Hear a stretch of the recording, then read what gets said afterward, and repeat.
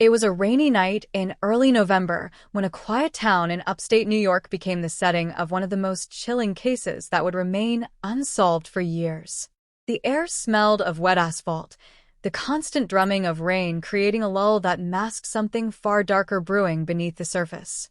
In the town of Hollow Creek, the Harper family lived at the edge of the woods in an old colonial-style house passed down for 3 generations.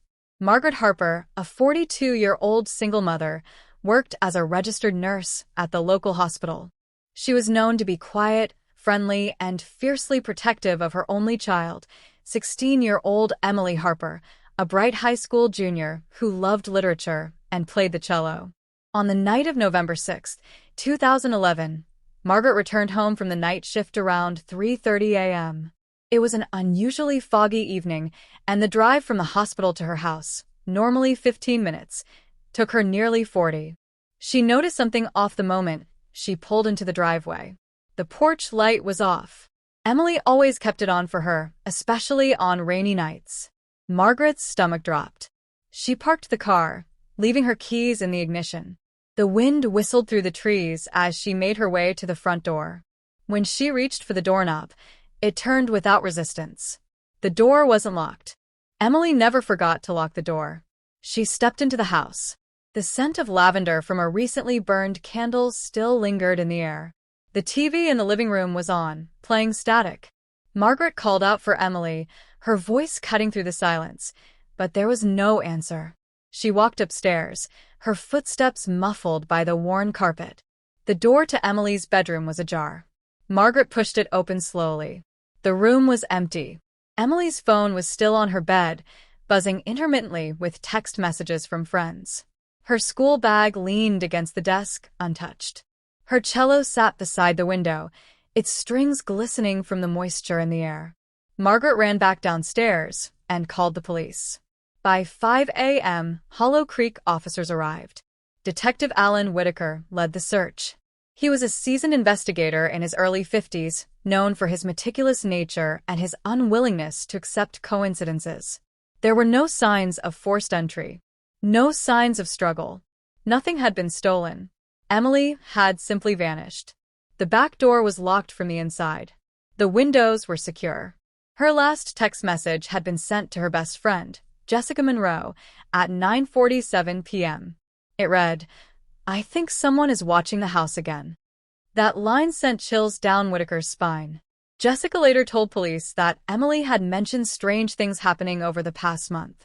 A man seen standing near the woods at night. Footsteps on the porch when no one was there. Phone calls that would go dead as soon as she answered.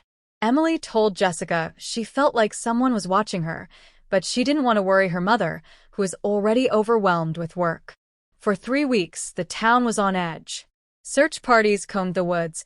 Volunteers knocked on every door within 5 miles, and Margaret appeared on local news, pleading for any information about her daughter. Despite the massive effort, no trace of Emily was ever found. No witnesses. No evidence. No suspects. Then something horrifying happened.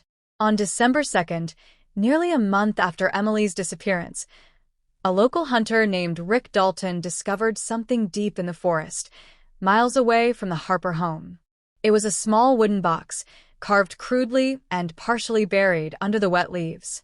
Inside, wrapped in a damp cloth, were several items: a locket with Emily's initials, a strand of her hair, and a note written in jagged handwriting. It read, "She should have kept the light on." This discovery shifted the case from a missing persons investigation to something much darker. Whitaker ordered a full forensic analysis of the box, but fingerprints were inconclusive. The paper and ink were traced to common local suppliers. The woods were searched again, but no other evidence surfaced. The story grew colder with time, but Margaret never stopped searching. She moved to a smaller home closer to town, started a Facebook group dedicated to finding missing teenagers, and began tracking similar cases. What she found was chilling. Over the past 5 years, 5 other girls had gone missing under eerily similar circumstances, always near wooded areas, always during rainy seasons, and always preceded by minor signs: porch lights being turned off, static on the television, anonymous calls, and a feeling of being watched. Each of the girls had sent a cryptic message to a friend or family member before they vanished. In every case, small personal items turned up weeks later in the woods with similar notes.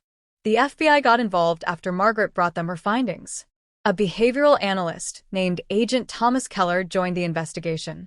His profile suggested the perpetrator was someone who lived a transient lifestyle, with deep knowledge of forested areas and a need for control. The notes showed signs of ritualistic behavior. The fact that he left behind items instead of keeping them indicated a psychological need to mark territory, to assert dominance, not necessarily to taunt the families, but to remind them who is in control. But even with the FBI's involvement, no arrests were made. Then in 2017, 6 years after Emily vanished, something unexpected happened. A woman in her early 20s was found walking barefoot along a back road near Hollow Creek. She was malnourished, confused, and spoke very little. When police questioned her, she whispered her name,